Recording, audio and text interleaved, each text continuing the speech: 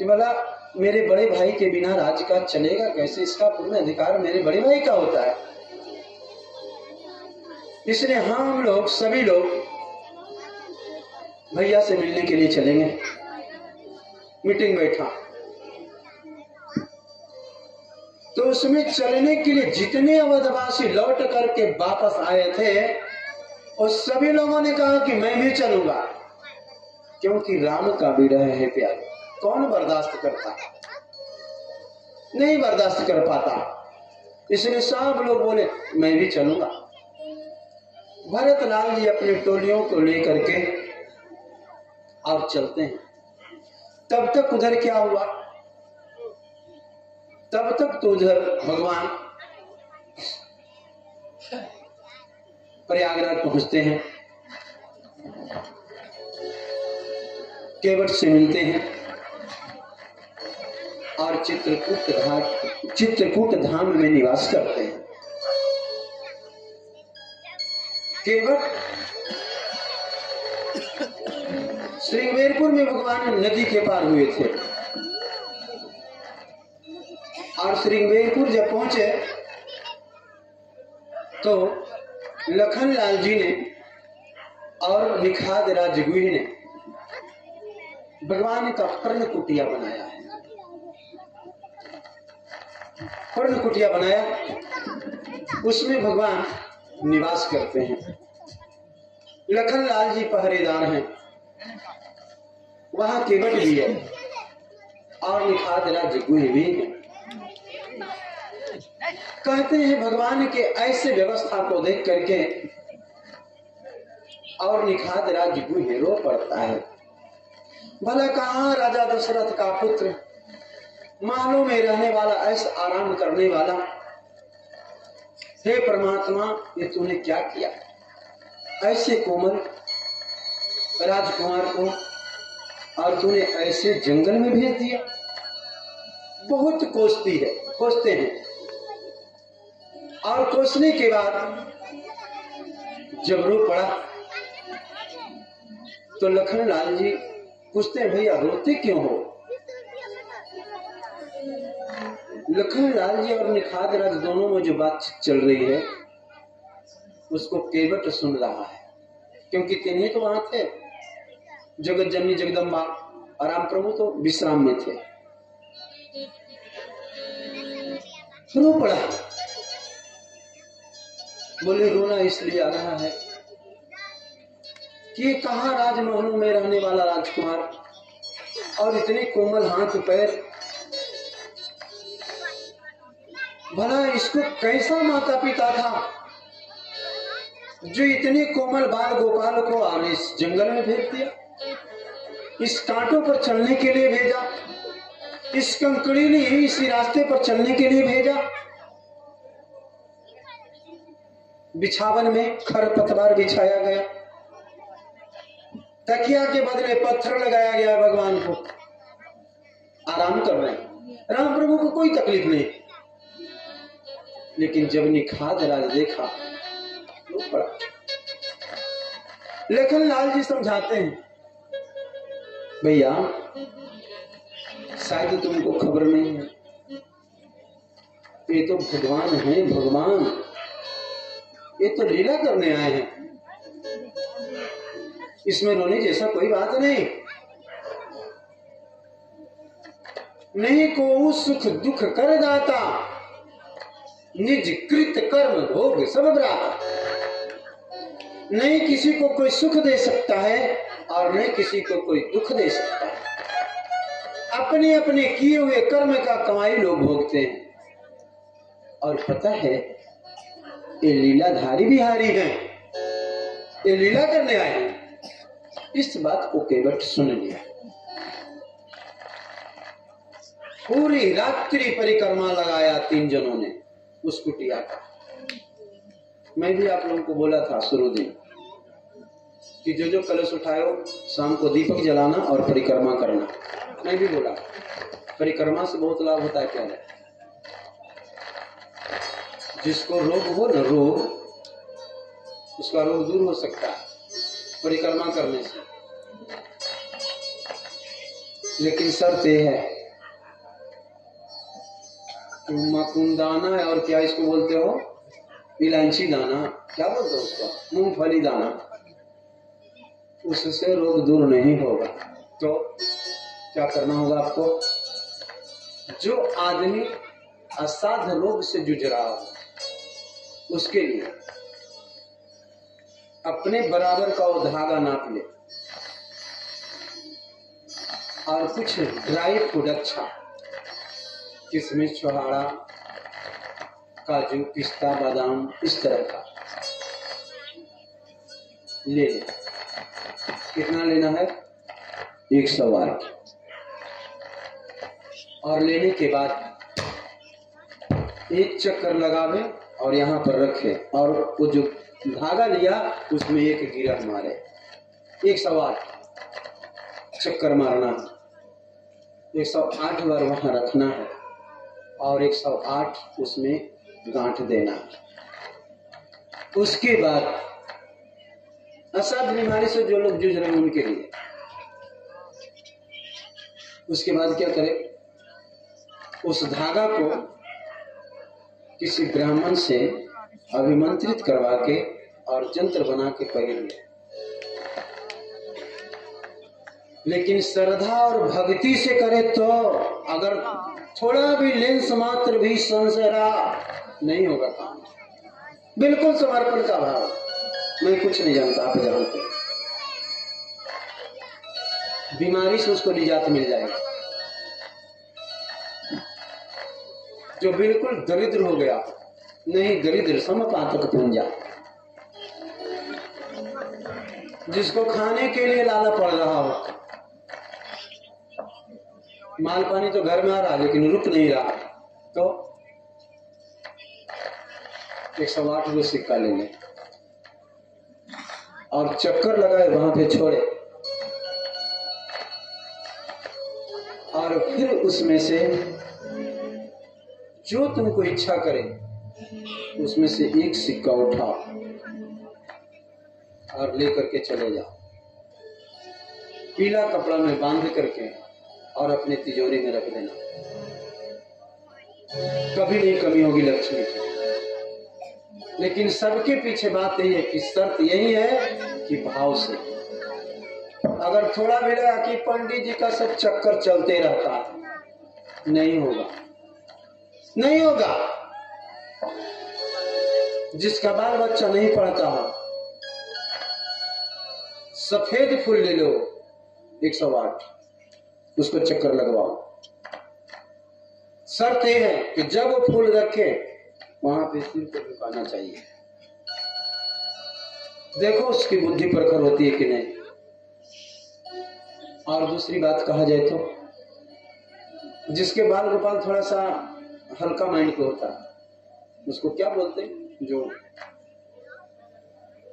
उसको क्या करना है, जाओ शंकर जी के पास ले जाओ, उसको मध लगाना शंकर जी को, और इतना मध उनको लगाओ कि वो जलाधरी जो होता है, जिसको अर्घा बोला जाता है, उससे बाहर आ जाए, और उस मधु को काच के रख लो, और प्रतिदिन सुबह सुबह खाली पेट में उसको जरा चटा देना। देख लो फिर जिसका बाल बच्चा बोलने में देर करता हो, नहीं बोल रहा है, 5 साल का हो गया, आवाज लड़खड़ा रहा हो, लंका वाला शंख ले लेना। लंका वाला शंख 2 तरह का होता है, एक लंका से आता है, एक जगन्नाथपुरी से आता है। लंका वाले जो शंख होते हैं उसका पहचान है, थोड़ा वजन होता है उसमें, छोटा होगा लेकिन वजन होगा उसमें। इधर वाला जो होगा हल्का होता है। लंका वाला शंख लेना,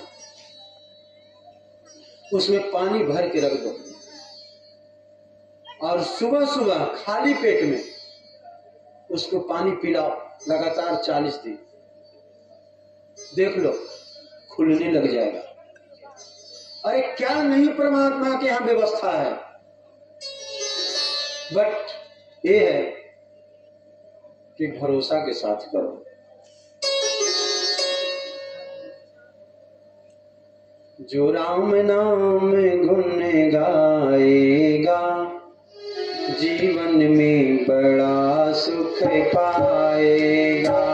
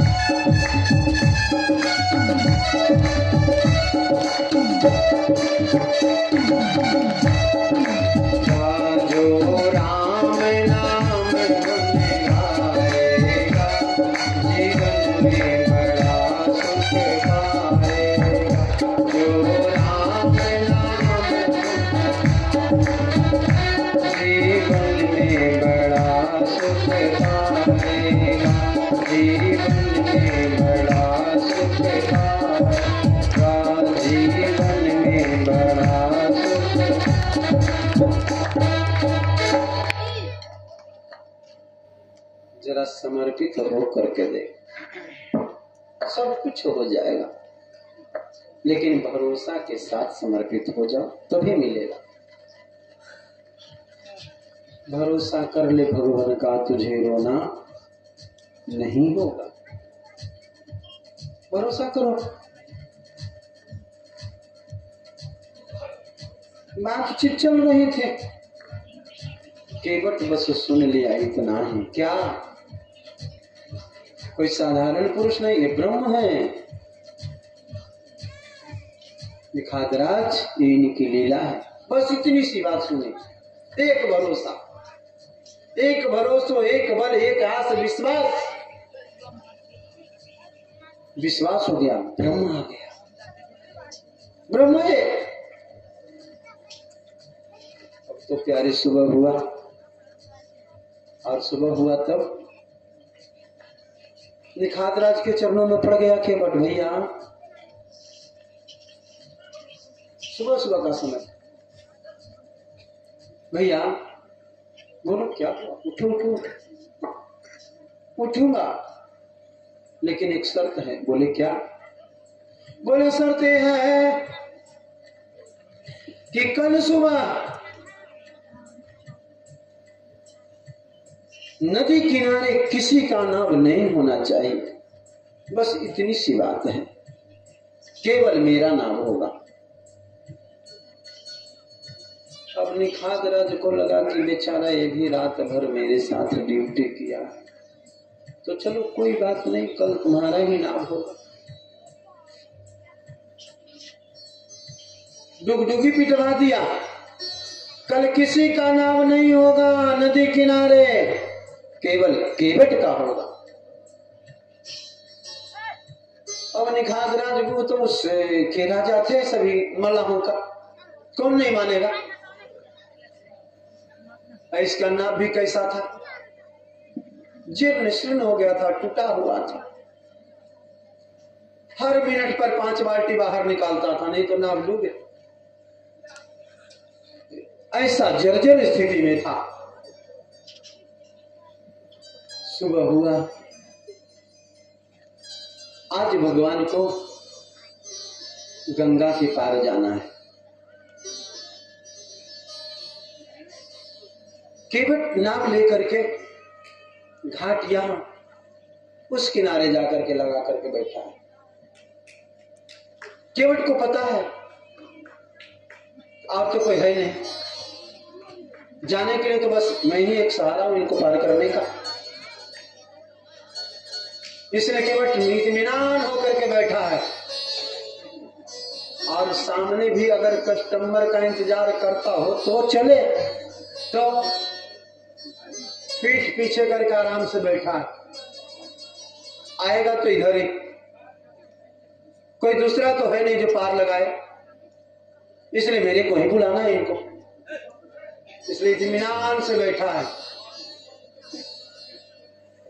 विचार करो, सब लोग उस परमात्मा से मांग करते हैं, लेकिन आज परमात्मा केवट से मांग करते हैं। बोलते हैं भैया केवट, सुन तो जरूर रहा है लेकिन देख नहीं रहा कौन बुला रहा है। बोले भैया केवट, लगता और जोर से बोलना पड़ेगा। फिर आवाज लगाया, अरे भैया केवट, तुम्ही को बोल रहा हूं। तब एक बार देखा, अच्छा तो ठीक, क्या बात है, क्या बात है, बात क्या है? बोले बात यह है कि गंगा के पार जाना है। मैं सब जानता हूं, तुमको भला कौन पार करेगा? मेरे को सब खबर है, तुम वही आदमी हो जो घर से निकाल करके बाहर किए गए हो, मेरे को पता है, ये भी मेरे को पता है। खुदा ना खास्ते अगर मैं पार भी कर दूं तो नहीं है, ये भी नहीं है, खाली हाथ तो आए हो, घर से निकाले हुए तो हो। और ये भी हमको पता है कि शायद अगर तुमको मैं एक रास्ता बता भी दूं तो तुम पार ही नहीं हो सकते। सब तुम्हारे मर्म को हम जानते हैं, मर्म माने कहानी, आपके कहानी को मैं जानता हूं। लखन लाल जी को लगा कि लो एक रात्रि, और एक कहता है सब मर्म मैं आपका जानता हूं, पूरा कहानी ही जान रहा है। हम इनके साथ इतना दिन से, आज 28 वर्ष का उम्र हो गया, लेकिन आज तक इनका मर्म मैं नहीं जान पाया। और केवट कहता है सब मर्म मैं जानता हूं। सो कैसे? लेकिन इसके पीछे 4-5 कहानियां हैं प्यारे, तब जाकर के बेट को भगवान मिले हैं, यूं ही नहीं मिल गए। इस जन्म का तप नहीं था, कई जन्मों का जब पुण्योदय होता है, कई जन्मों का जब पुण्योदय होता है तब कहीं आप लोग सत्संग में आते हो, कई जन्मों का जब पुण्योदय होता है तब कहीं मंदिर में जाते हो, कई जन्मों का जब पुण्योदय होता है तब कहीं किसी को तुम गुरु बनाते हो, कई जन्मों का जब पुण्योदय होता है तब तुम किसी जग के जजमान बनते हो। नहीं तो कहां किसके पास समय होता। अरे कौन दिन जाए 9 दिन के लिए उधर फंसने, बड़ी काम बिगड़ जाएगा। ये सब पूर्व जन्म का संस्कार है, यूं ही नहीं हो जाता। इसी बात का तो पुष्टि आगे आएगा, बाली कर रहा है आगे, इसी राम कथा में आएगा बाली संवाद। उसमें कहा है भगवान को, भगवान कहे बाली तुम चिंता करते हो, तारा तुम रो रही हो इसी शरीर के लिए ना, अभी मैं जिंदा करता हूं, बोलो बाली तुमको तकलीफ है ना, अभी मैं तुमको अजर और अमर करता हूं। लेकिन बाली बड़ा हाथ जोड़ करके और प्रेम से कहा प्रभु नहीं चाहिए, ये पंचभौतिक शरीर रख करके भी क्या करेंगे, ये सत्य है एक दिन मृत्यु होगा। तो जब मरना ही है तो मैं सुना हूं कि जिसके मुख से एक बार नाम आपका निकल जाए मृत्यु के समय तो उसका उद्धार हो जाता, और भला आप सामने खड़े हो और मेरा इस शरीर में से प्राण निकल जाए, इससे बड़भागी क्या हो सकता है। जन्म जन्म मुनि जतन कर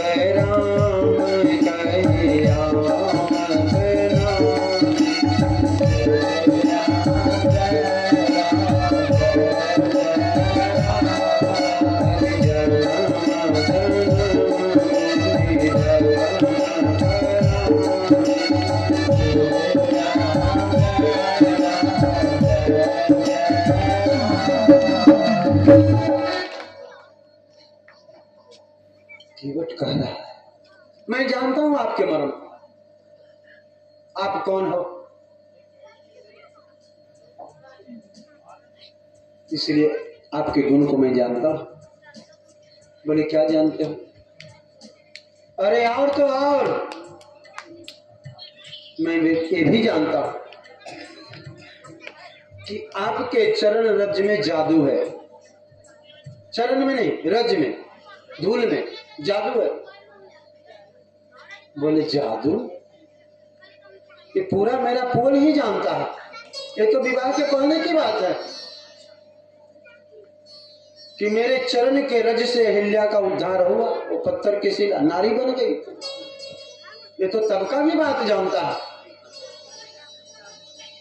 खूब दलील करता है भगवान से, उसके बाद आता तो है लेकिन कहता है कि ठीक है, मेरे को खबर है कि आपको उतराई देने के लिए कुछ है नहीं, घर से निकाले हुए तो आदमी हो तुम, तुम्हारे माँ बाप कैसे थे, 1 रुपया भी दे करके नहीं चलाया, बस घर से निकाल दिया, जाओ कहीं कुछ मिले तो खा लेना, नहीं तो यूं ही सो जाना। ठंडी गर्मी जाड़ा बरसात के लिए कपड़े भी नहीं दिए, बस तापस वेश विशेष उदासी, एक वस्त्र पहरे हो, ठंडी का मौसम, कैसे रहो मैं जानता हूं। तो शर्त यह है, मैं पार तो उतारूंगा, आगे हो तो उतार ही दूंगा, लेकिन शर्त यह है। बोले भैया क्या शर्त है, बोलो।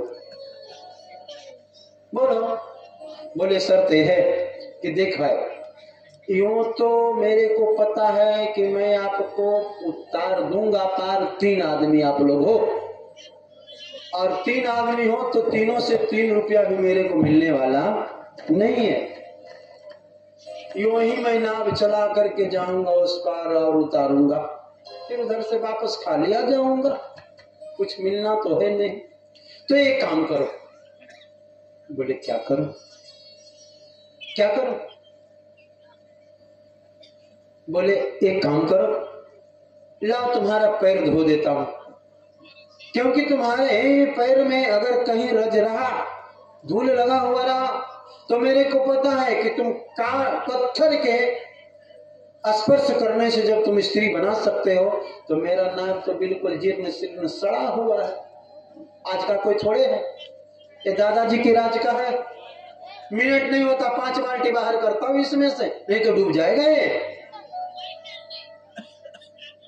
तो ये तो बिल्कुल खाया हुआ हल्का है, पत्थर से तो कहीं हल्का नाव है, इसलिए कहीं ऐसा नहीं हो जाए। और पता है यही नाव है जो मेरे जीवन का सहारा है। घर में बाल बच्चे, पत्नी है, उसका गुजारा किसी तरह से इसी नाव से चलता है, किसी तरह से चलता है, बहुत अच्छा से नहीं, किसी तरह से चलता है। तो बोले कि जब ऐसी बात है, कहीं ये भी एक बन गई तो फिर मैं क्या करूंगा, भारी मुसीबत होगा। फिर तो तुम जाने के जाओगे, लेकिन झगड़ा लगा करके जाओगे। एक तो घर में बैठी और दूसरा साथ में लेके जाऊंगा, फिर हमारे घर का स्थिति क्या होगा? किसी तरह से तो चल रहा है इस नाव से। तो भगवान बोले कि कोई बात नहीं भैया, जैसे तुमको सुविधा होता है वैसे तुम पार उतारो। लेकिन जब पार उतारने की बारी आई तो केवट भगवान का पद प्रक्षालन करता है। किसने? कोई सोने का कठौती नहीं था उसके पास, वो जिस काठ का गमला था जिससे वो पानी निकालता था नाव में से बाहर, बस उसी काठ में जल मंगवाया। इस संतों का मत है, मेरा नहीं, कि जल मंगवाया है। लेकिन कुछ संत कहते हैं कि जब भगवान के कोमल चरण को देखा तो केवट रो पड़ा। जिसका पद कमल इतना कोमल, और भला कैसे इस कड़ीली पत्थर पर चलता होगा, रो पड़ा वो। और कहते हैं कि अपने आंसुओं से भगवान का पद प्रक्षालन किया है। संतों का मत। विचार करो, इसका पूर्ण उदाहरण अगर देखना हो तो बालकांड में देखो, भगवान कितने कोमल थे। अरे सुबह सुबह का समय, और जिसको फूल उतारने में पसीना निकल रहा होगा, कितना कोमल होगा वो। फूल तोड़ने में 10-20 को फूल तोड़े होंगे, 50 को तोड़े होंगे, और इतना में भगवान के माथे पर पसीना निकल रहा था। इतने कोमल हमारे भगवान हैं। जब पांव भगवान का पकड़ा तो केवट अपने आंसुओं से भगवान के पद प्रक्षालन किया, और पद प्रक्षालन किया। एक नाव, एक पैर उस कठोता में, एक पग नीचे भगवान का। केवट भी भगवान से कम परीक्षा नहीं लिया। धरती पर अगर रख करके कठोता और भगवान का पद प्रक्षालन करता तो कोई बड़ी बात नहीं थी। तो अपनी पत्नी को बुलाए, और बुलाने के बाद पत्नी को कहते, देवी तुम पानी दो और मैं पद प्रक्षालन करूंगा भगवान का।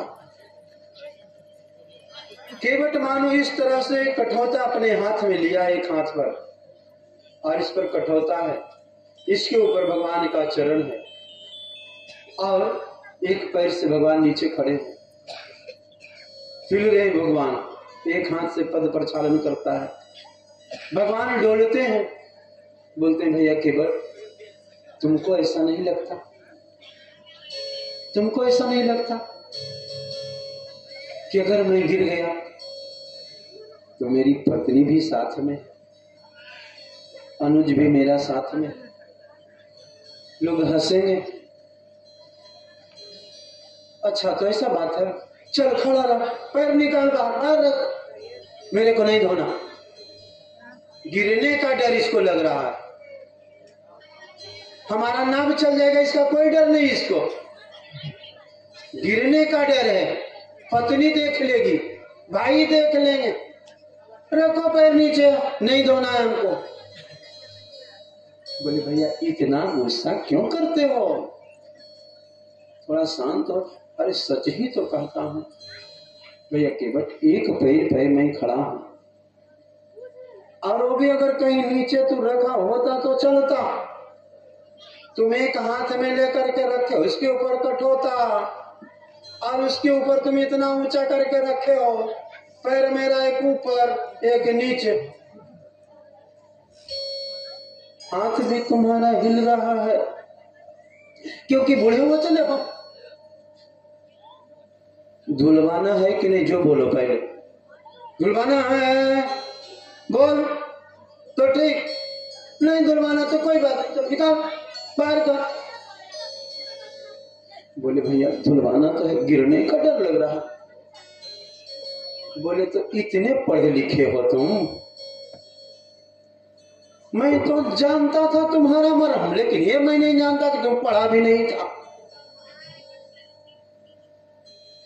तुम्हारा अकल ठिकाने लग गया। अरे एक काम कर। बोले क्या? बोले अगर तुमको गिरने का डर लग रहा है तो मेरा सिर पकड़ ले। लखनलाल जी बीच बीच में बोल रहे हैं कि भाभी से देखो कितना चतुर है, एक तो 15 बहाना पर आया है, और दूसरे में हमारे ठाकुर को एक पैर पर खड़े करके रखा है, तपस्या करवा रहा है। एक पैर पर खड़ा रहो, और फिर मुफ्त में ऊपर से माथे पर सिर पर हाथ भी रखवाना, आशीर्वाद दो मुफ्त में, फ्री में। फिर भगवान के पैर को ठीक ढंग से धोता है। अब कहता है कि ठीक से खड़े हो जाओ। भगवान खड़े हो गए,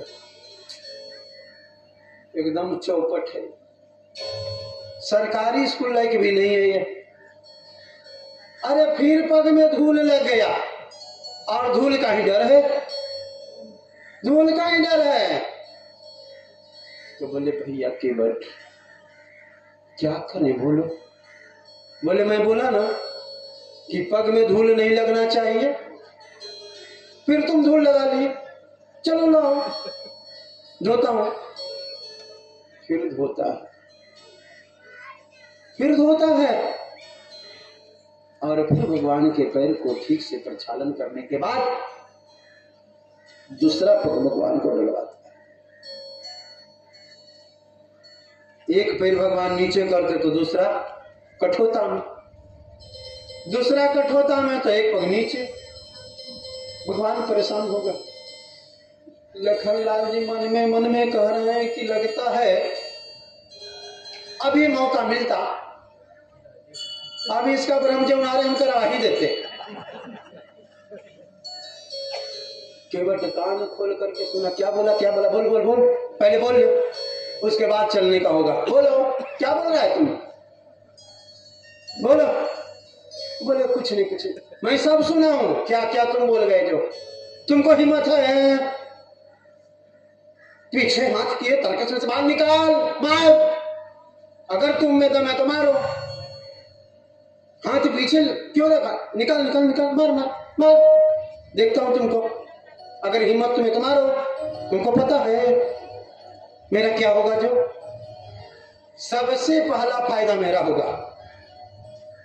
अरे केवल इसको क्या फायदा होने वाला है? बोले कि फायदा ये है कि जो 10-12 वो है ना चेला चाटी, हम तो मर जाएंगे, तो ये 10-12 को चेला चाटी है, सबका पालन पोषण तुमको करना होगा। हम तो मर जाएंगे। और अभी एक को लेकर के बड़े भैया घूम रहे हैं ना, अभी इसको तुम लेकर के घूमना। यहां तक तो तुम्हारा ठीक ही चलेगा, लेकिन एक बात और कान खोल करके सुन लो, जब मैं मरूंगा तो मेरे सब बाल बच्चे सब छोटे छोटे हैं, तो अग्नि संस्कार भी तो तुम्हें को करना होगा। तो 12 दिन तक यहीं तुमको रहना होगा, और फिर पूरी मिठाई का भी व्यवस्था तुम्ही को करना होगा। लखन लाल जी सोचे कि अपना तो ठिकाना है नहीं, दूसरे का ठिका मैं क्यों लूं। तुरंत बाण पीछे रख दिए, निकाल रहे थे। और सबसे बड़ी फायदा मैं सुनाऊं कि मरने के बाद जो भगवान, मरने से पहले जो भगवान का नाम अगर एक बार भी मुख से निकल जाए तो उसका उद्धार हो जाता है। तो राम जी साक्षात खड़े हैं, नाम पे क्या बात है, साक्षात खड़े हैं। और मरने के बाद अगर किसी का भूल से भी इस गंगा नदी में हड्डी आ जाए तो स्वर्ग लोक में चला जाता है। तो हमको तो फायदा। मारो, मार ले बाण। लखन लाल जी का वही हाथ रह गया, कौन जाए सब चक्कर में फंसने, अपने को जाना है। राम प्रभु को किसी तरह से केवट पग पर छालन करता है, और पग पर छालन करने के बाद भगवान को नाव में बिठाता है। जब बिठा दिया, राम लक्ष्मण जानकी तीनों जब बैठ गए नाव में, तो केवट भी आराम से बैठ गया। अब उसको नाव चलाना चाहिए, गाड़ी फुल हो गया, अब स्टीयरिंग पर बैठे हो ड्राइवर, चालू करो भाई। राम जी चुपचाप बैठे। तो लक्ष्मण लाल जी कहते हैं, भैया अरे पार ले चलो कि यही शाम करोगे। तो बोले कि तुमको जाना है कि इनको, वनवास किसको मिला था, वनवास किसका था, तुम्हारा कि इनका। बोले वो तो भैया का था। तो छाना मुना बैठ, चुप रह, जाना उसको, तुम क्यों बोल रहे हो। लखनलाल जी बेचारे चुपचाप बैठे, भैया का क्या इच्छा है, अपने को क्या करना, चुपचाप बैठे। तब 2, 4, 5, 10 मिनट हो गया, आधा घंटा, 1 घंटा हो गया। तब भगवान ने कहा, भैया केवट अरे नदी के उस पार ले चलो प्यारे। बोले हाँ, ले चलने के लिए तो बैठाया ही नहीं, ले ही चलूंगा, लेकिन एक बात पूछूं।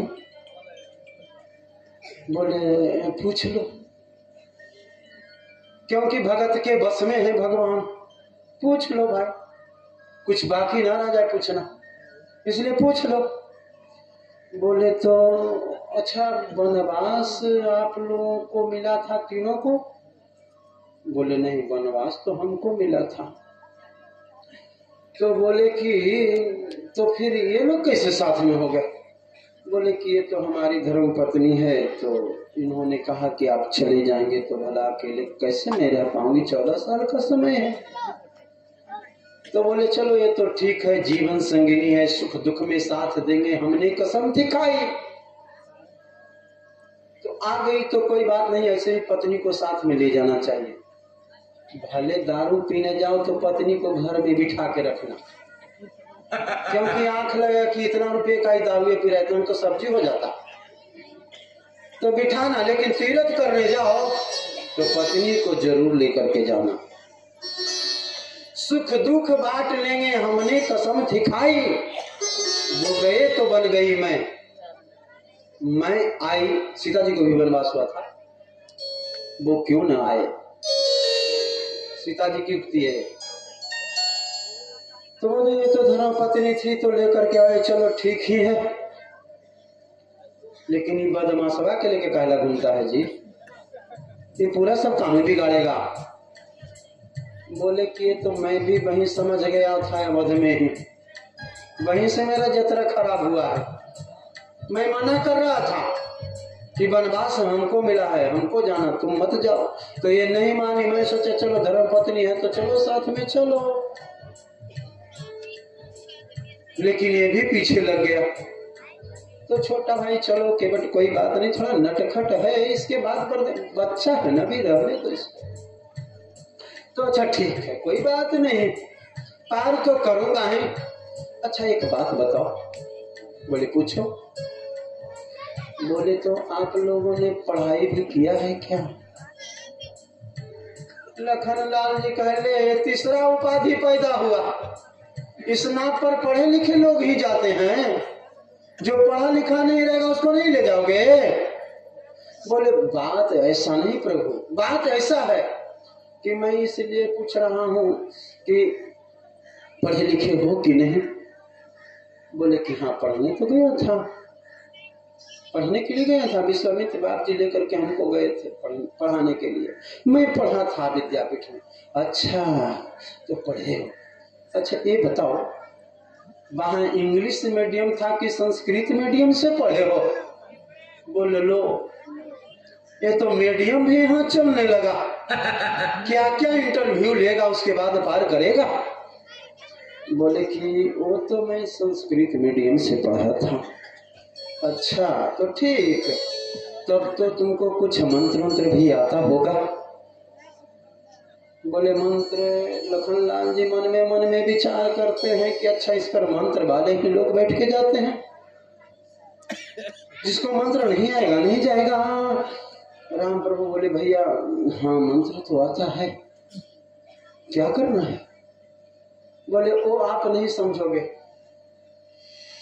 तो बोले एक कठोता में जल आपका चरणोदक है ना?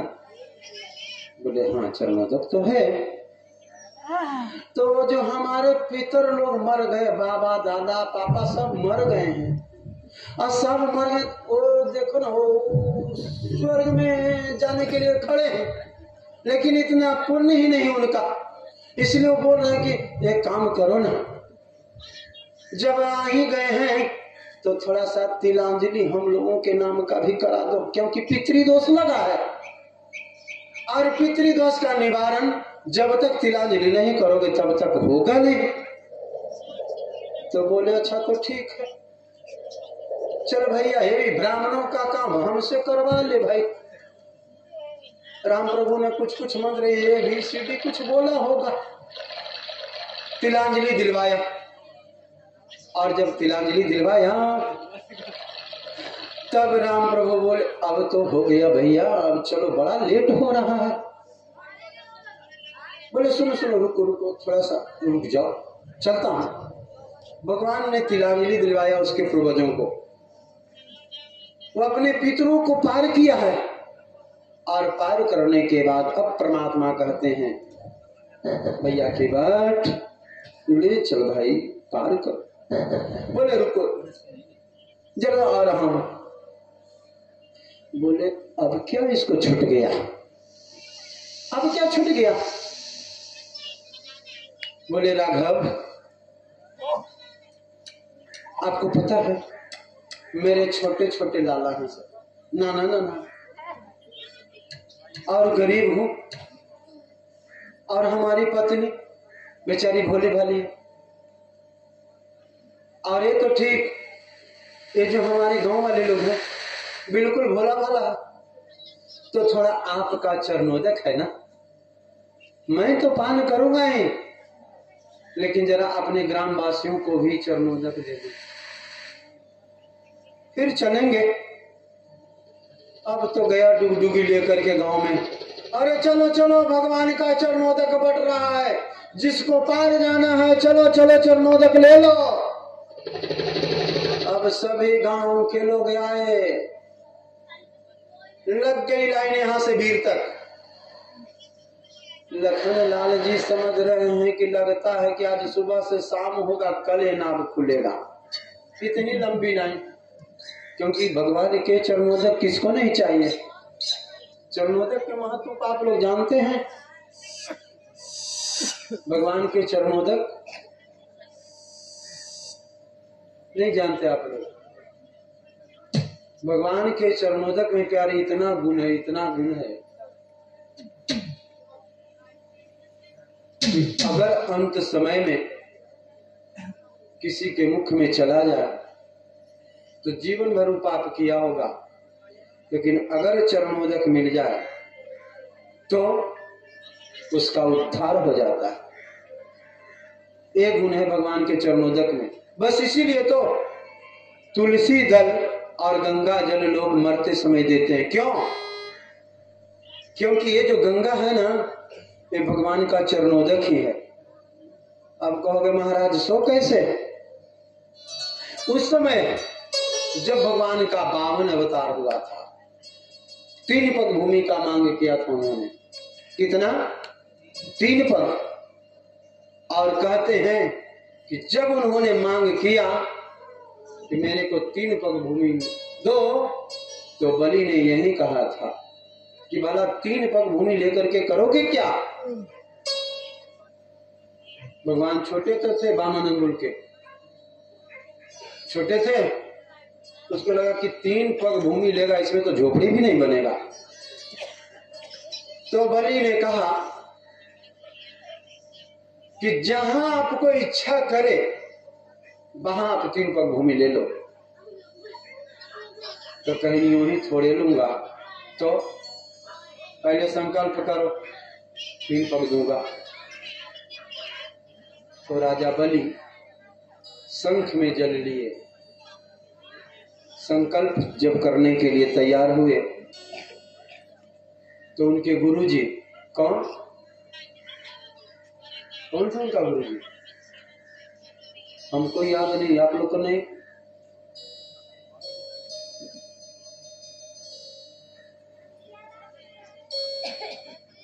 शुक्राचार्य जी। हमको भी दम मार मार के बोलना पड़ता है। अब आप लोग नहीं बताओगे तो क्या करूंगा। शुक्राचार्य जी महाराज जाकर के राजा बलि को कहते हैं, राजा बलि, जो तुम 3 पग भूमि का संकल्प ले रहे, कोई साधारण पुरुष थोड़े, अरे वहीं चलिए आए, मत दो इसको। राजा बलि विचार किए, गुरुदेव आप कहते हो मत दो। आज तक मेरे दरबार से कोई ब्राह्मण खाली हाथ नहीं गया। अगर आप कहते हैं भगवान हैं और मैं चला जाऊंगा, तो मैं ये समझूंगा कि जो जीवन भर मैंने दान किया, तो आज मेरा दान सफल हो गया। क्योंकि भगवान मांगने के लिए आया है, जिस सारा दुनिया मांगता है, और वो आज मेरे दर पे मांगने के लिए आया। अपने शिष्य को बचाने के लिए शुक्राचार्य जी ने क्या किया? उस शंख के छिद्र में जाकर के बैठ गए। जल ही नहीं गिर रहा। वो तो चराचर है, प्रातर ब्रह्म है, वो सब कुछ जानता है। वो जल ही नहीं गिर रहा हाथ पर। लाओ संकल्प दो, जल ही नहीं गिर रहा। तो भगवान ने एक जुक्ति किया। क्या? एक तिनका उठाया और शंख के छिद्र में डाल दिया, और सीधे जाकर के लगा शुक्राचार्य जी की आंख में। निकले छटपटा के काना बन करके, और तभी से शुक्राचार्य जी एक आंखें हैं। फिर तो कहते हैं संकल्प लिए 3 पग भूमि का उन्होंने मान किया था। एक पग में पूरे धरा को नाप दिया उन्होंने, क्योंकि वो तत्व है कौन? 14 भुवन एक पति होई, वो ब्रह्म है। मांग तो उन्होंने छोटे रूप में किया, लेकिन जब माप की बारी आई तो विशाल स्वरूप बनाया भगवान, और एक पग में इस छोर से उस छोर तक नाप दिया उन्होंने। दूसरा छोर जब नापने की बारी आई तो भगवान जब अपने कदम को उठाए तो कहां चला गया? ब्रह्मलोक में चला गया इनका चरण। और जब ब्रह्मलोक में चला गया, ब्रह्मा जी उसी समय पूजा करने के लिए अपने कमंडल में जल लेकर के जा रहे थे। उन्होंने चरण को पहचान लिया, अरे ये तो मेरे ब्रह्म का चरण है। इसलिए तुरंत पग पर छालन करके और अपने कमंडल में रख लिया। गंगा की उत्पत्ति हो गई। बहुत दिनों तक ब्रह्मा जी के कमंडल में ही हो रहा चरण भगवान का गंगा महाराज। उसी समय से गंगा भगवान के चरणों देखो। तभी तो मरते समय लोग खोजते हैं, गंगा जल दे दो जरा,